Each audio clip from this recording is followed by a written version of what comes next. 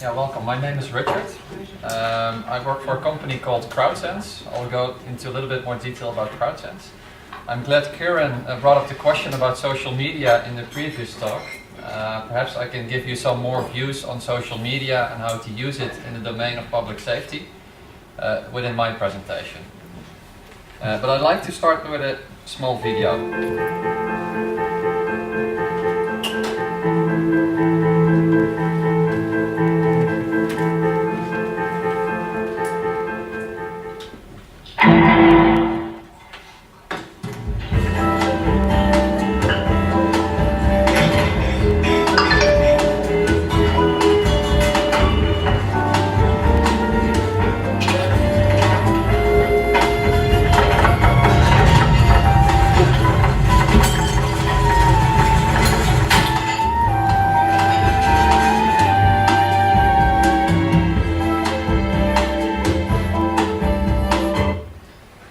This was one of the promotion videos from Twitter themselves, and it was actually Business Insider who made this quote, and they said social media or Twitter is the fastest way to spread thoughts, the kind of thoughts that have global impact. And that's what we see especially regarding incidents. The news dissemination rate during incidents can be really high using these new form of media, social media. So as I said, I'm Richard. I'm founder of Twitcident, a company located in The Hague. We just took part of the The Hague Security Delta. You might have heard that name a few times lately. We are a member too. You're a member too, okay, right. Yeah, we took our office there, and for us it's very nice because it is a cluster where all security related companies try to come together for networking, etc. So the thing we do is we've built an instrument, a tool called Twitcident, and basically it's what you can see as a human sensor on the one hand, and I will go into detail on what it does. Yeah, but it's regarding filtering. So as a company we partnered with two research institutes, or actually we are a spin-off of the university in Delft with the social and web semantic department, and on the other hand we work together with TNO with their safety, security and defense department. The type of organizations that we try to help, they're all in the domain, in the public domain. Some of them are related to safety, while others are more vital or critical infrastructure. So for example, we work for the National Police. Twitcident is applied within their real-time intelligence center. And on the other hand, we work with the Ministry of Safety and Justice. They use Twitcident as a tool to filter social media and to get more intelligence and insights in what is happening on social media. We've given some talks about our results, but today I would like to present just a few cases. We can present many, but just a few to give you a feeling for what social media filtering can possibly bring for a crisis organization. Some of you might have already seen some of the results we've gained during Pukkelpop. Actually it was an analysis afterwards. So Pukkelpop, it's a big music festival that was held in Belgium a couple of years ago. And the festival, it was hit by a storm that resulted in a number of casualties. 5 people died and there were many heavy injured people. And at the same time social media exploded. Here we see just 4 hours after the incident almost 80,000 messages. Well, you can imagine for any crisis organization it's almost impossible to process that amount of information, while there might be interesting information in that data. So the question that we asked ourselves, and this was more from a research perspective, was could we see this incident coming? So here you see all the data that was related to Pukkelpop, and just a couple of minutes after 6 the incident started, a 6:15, and this is where you see the peak starts to come. So the interesting question was there any signal or in the data before a 6:15? Well, you see with the number 1, you see a little peak there. Was this a signal? Could we derive any information from that? Well, the answer was no. There was a popular artist who made a joke, and that's what you often see in social media. The traffic increases because people start retweeting if it's on Twitter, or replying if it's Facebook, etc. So was there anything below the red line that could be an interesting signal? Well, what we did is we started to look into the semantics of the content being published before the incident. And what we saw is people were talking about the weather. Well, that's quite common. We've seen many festivals, especially Lowlands, for example, where people start to talk about the weather when it's raining or when the weather is not so good.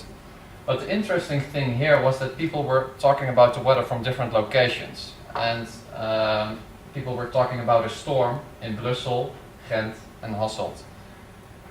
Well, the festival was in Hasselt, but the storm came via Brussels, Ghent and moved upwards to Hasselt. And the intensity of the messages, or otherwise said, the impact, the kind of words that people used in their messages was increasing. The intensity, the impact. So there was a signal that there was a storm coming that was intensifying in terms of its impact. Can we now claim that we could have prevented an incident like this? We certainly cannot claim that. But the fact that there is relevant information in social media, it's kind of interesting to do the research and then find more things. So one of the other things was when the incident actually happened, people were starting to, in this case it's Twitter messages, starting to tweet from the location. You could see that people were discussing the fact that others were in panic, but there were also pictures or footage shared via the social media. This is one of the first pictures that we saw just after the incident, and the thing was that masses of people were moving towards the tents, to the big festival tents, because there was a lot of hail coming from the sky and there was a lot of wind. So here you see one of the messages with this picture that was published just shortly after. And while we knew that everybody was just moving towards the tent, one of the pillars came down. Well, you don't need to have a lot of knowledge to understand that this might have serious impact actually on lives involved with the people that were attending the festival. And as we could read in the messages shortly after, there were some serious incidents. So this is the type of real-time intelligence that we try to provide to emergency services, so they get a better estimate or image or a common operational picture of what is happening on the ground, so they can allocate their resources.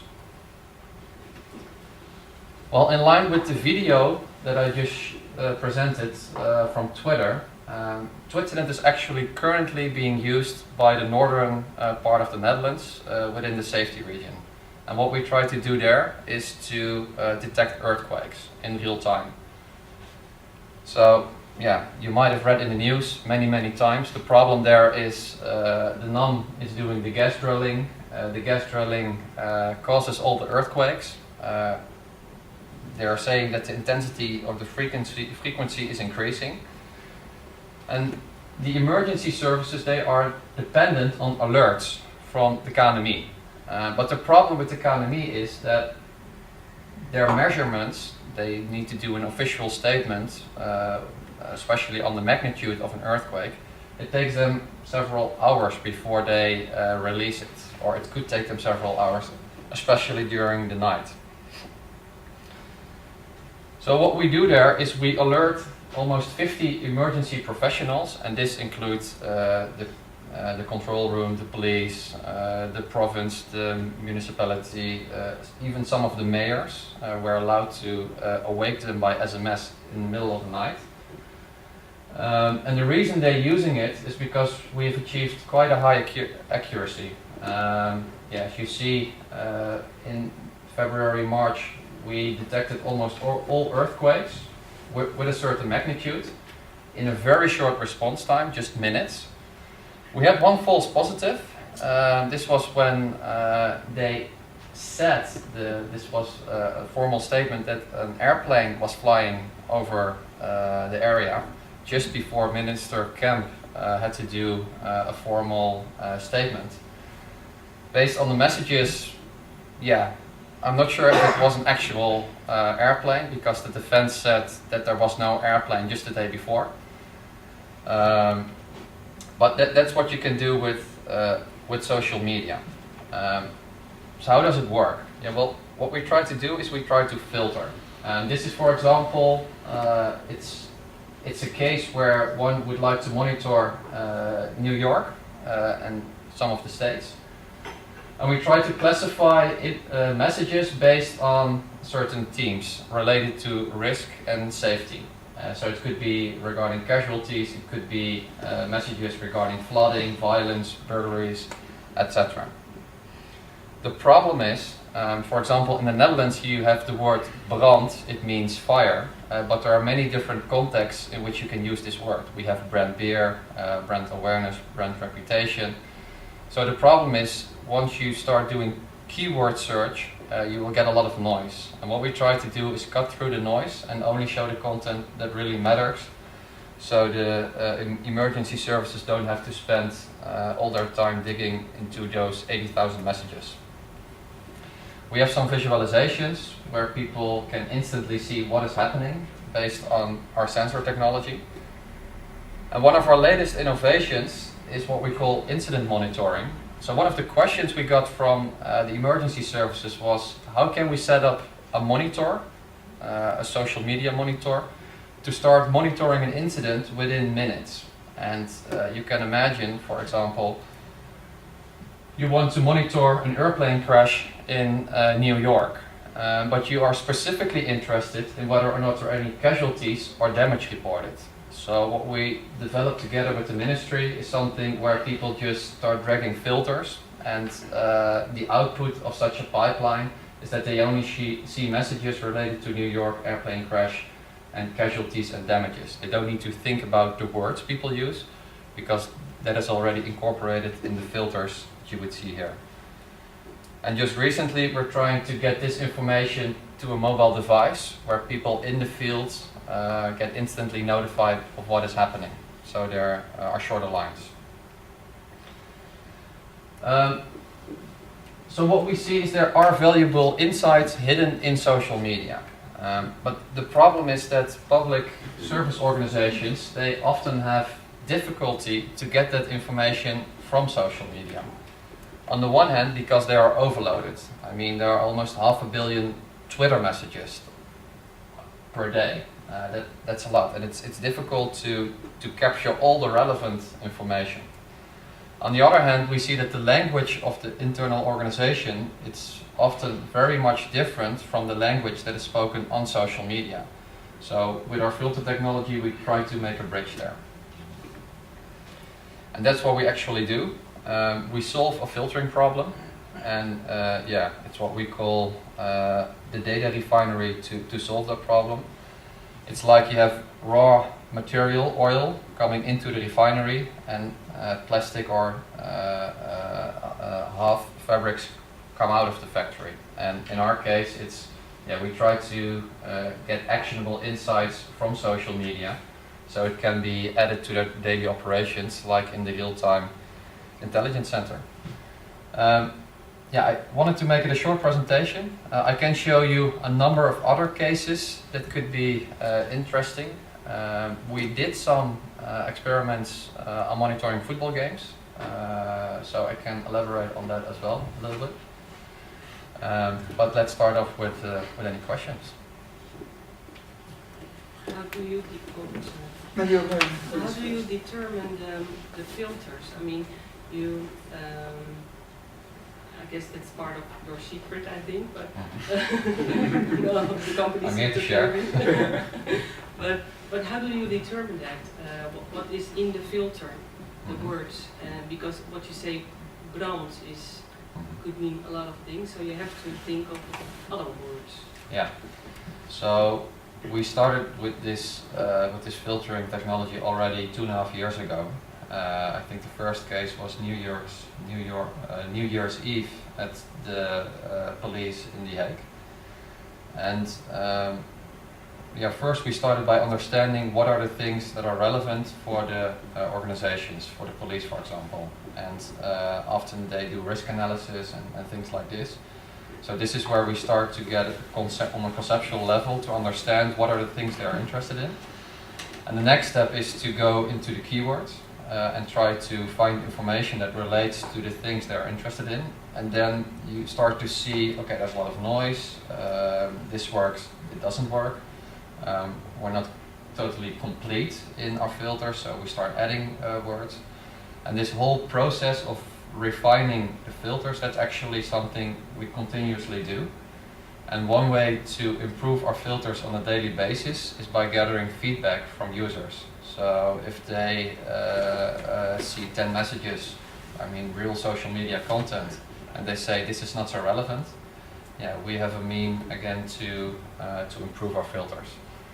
So that's just one way of improving on a day-to-day basis. Could you speak about the balance of product versus service your company offers? Yes. So with some organizations, we see that they need some training and understanding of using a product like this. So there it's, I mean, in essence, we try to build a technology and offer a technology as a product, as a software as a service product. At the same time, we see that often an organization doesn't have the competences or the skills to use it effectively. So they need some training, and that's where we try to help them. But our core focus is on the technology. We are a company with 10 consultants that also try to be on the floor of the customer. Can you give us some examples of the end products after the refinery of the process? Mm-hmm. So one of the things is the earthquake alert. Mm-hmm. So here, what we, for example, do is we send an SMS message saying, okay, we just detected something that could be an earthquake, and then at the same time we send an email with all the messages. It's currently all in Dutch because it's for the Dutch police. And the end product, it's the filtered list of messages, and it could be, we had a number of interesting cases, for example, during, I think this was one of the city festivals in Rotterdam, where people were in panic, and this was noticed by Twitcident. So the police was informed just by seeing the messages where people were in panic. But shortly after, the content of the messages changed to the fact that there was a shooting. Well, this was actually a rumor. There was no shooting. And the rumor was already spreading. So that's the type of things you would notice by early detection. And that's the output of our filter technology. And in this case, what the police did is they acted on social media. First they sent an officer into the field to see what was actually happening. And this was just people running in a group, but there wasn't an actual incident. And they notified all their followers on Twitter, for example, and on Facebook, that with a picture of the actual scene, that nothing was happening.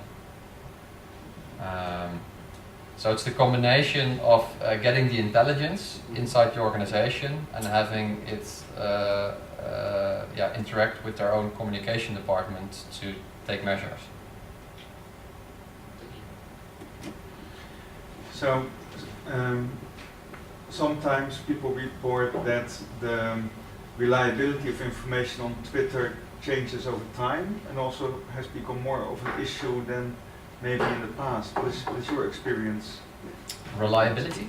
Yeah, like whether you can trust content. Mm-hmm. It's very difficult. I mean, I was just talking about the rumor that they were able to identify. We've seen it with Project X in Hagen, there was a rumor that a girl was pressed in the crowd to death. Well, this wasn't really happening, but in this case it spread and it was on all the news channels.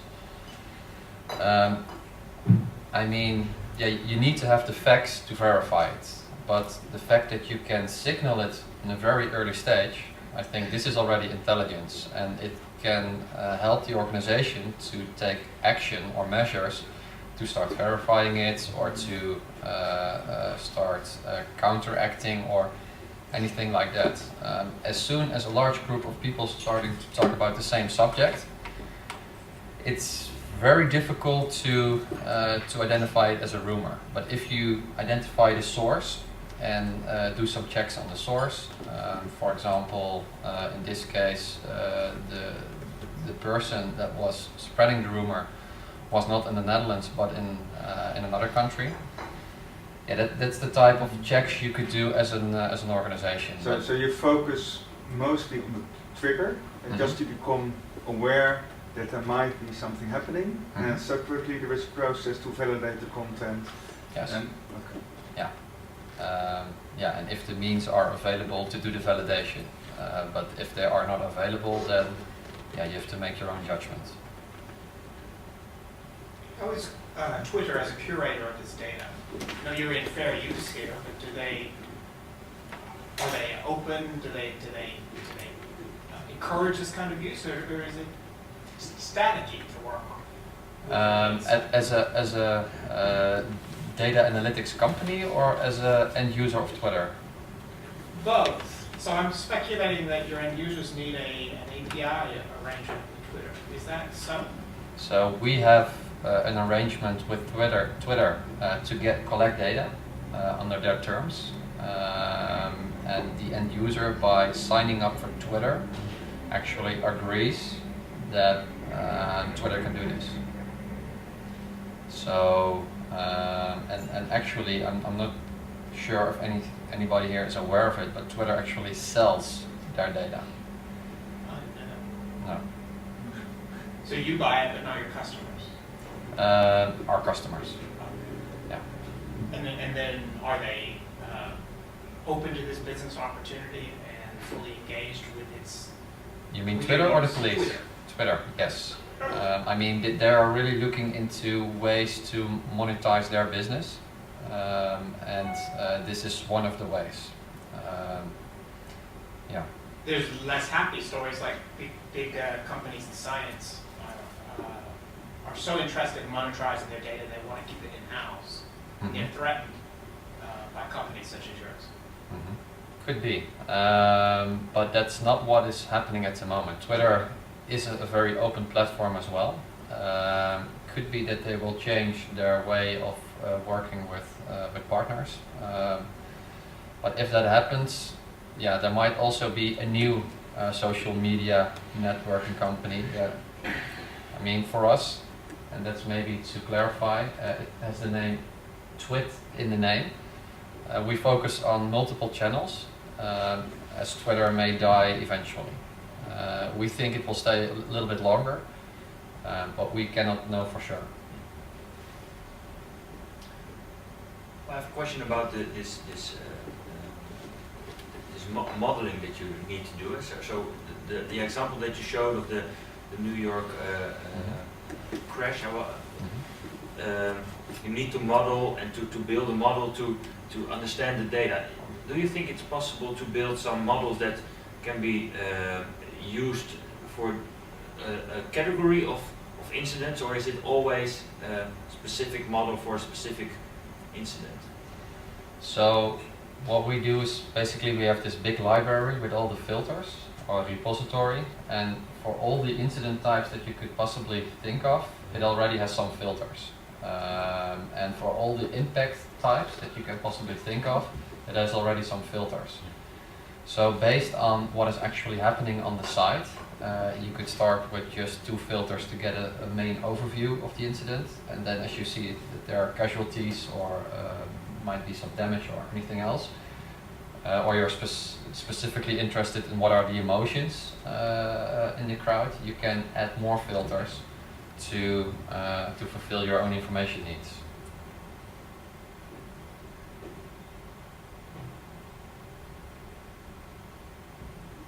All right. Would it be possible to see some of the football case studies that you Yeah, I don't have them in the slides. I was triggered by, I think it was your question, on the digital sphere, where one could try to understand who's connected with who, hooligans, etc.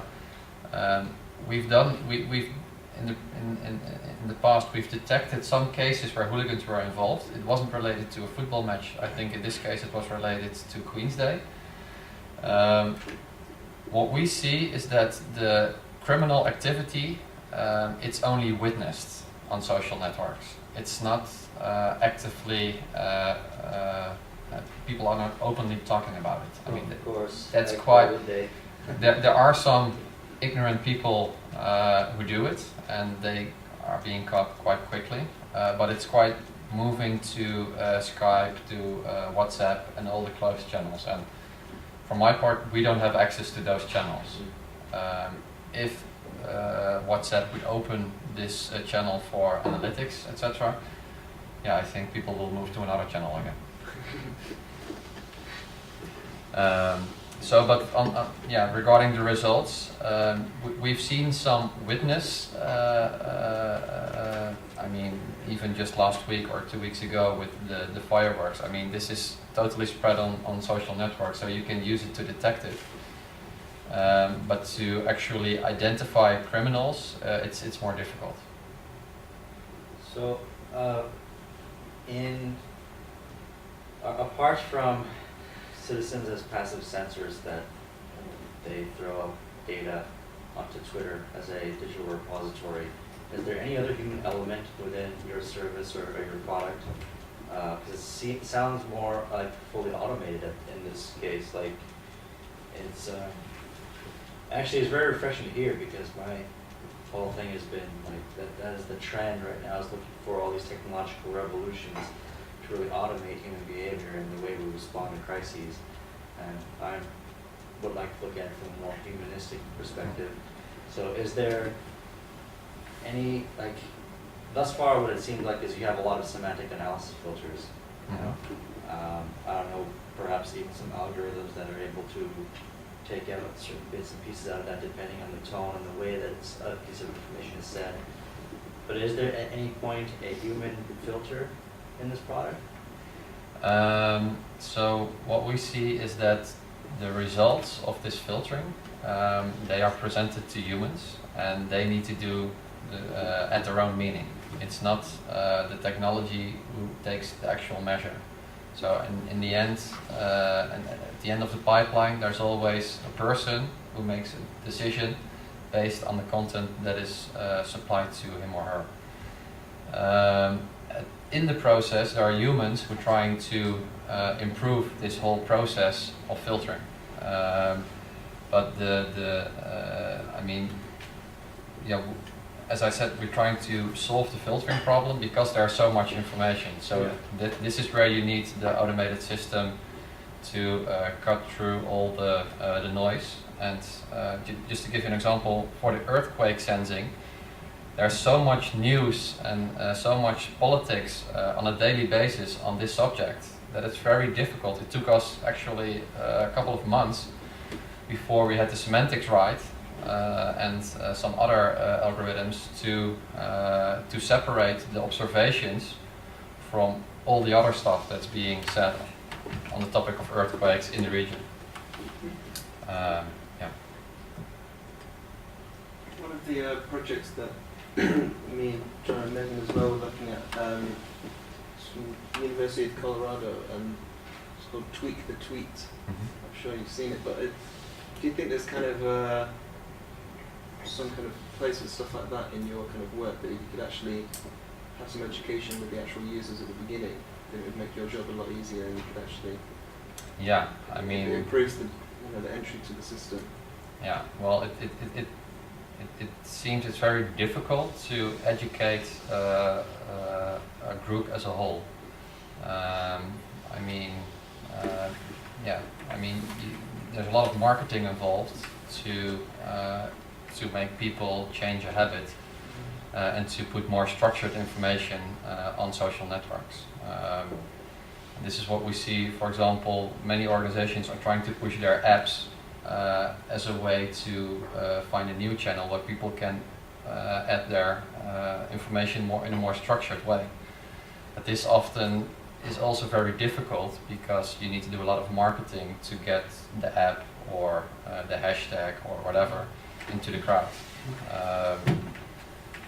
Yeah, but it would make our job a lot easier, I agree. And we see it with festivals. People are using hashtags to refer to certain festivals, so that makes it a lot easier now. Another question about how transparent is Twitter to you? I mean, I have trouble keeping up with my own feed, understanding what's being spoken about, at least 10% of the time. Are there things that are just unexplainable to you that come and go on Twitter? Well, we see a lot of spam, a lot of automated bots. We see new newspapers coming up every day that simply republish data that was already published before. So the noise is only getting bigger and bigger and bigger. That's my observation. And that doesn't improve the transparency. It's good news for you. Yeah. Yeah. But I'm not sure if that's the answer. I understand. So I was going to comment that I feel like some of it is structured. I mean, there's just social movements going on that I don't understand and don't relate to. I want to, but I can't sometimes find the bottom of it. Yeah. Because it just grows up around certain communities in a way that, well, I like digging into it, but I don't always know what the motivating factor is. Yeah. Yeah, and this is something we see emerging communities, and on the other hand, we see language change. A lot of slang, street language is being adopted, especially now the youth is using social networks a lot. I mean, our filters for the northern province are completely different, not completely, but they do not completely share the same filter as being used in the southern part of the Netherlands. Yeah, when I look at one of those filters, I don't even understand why some of the words are in there because they're not in my vocabulary.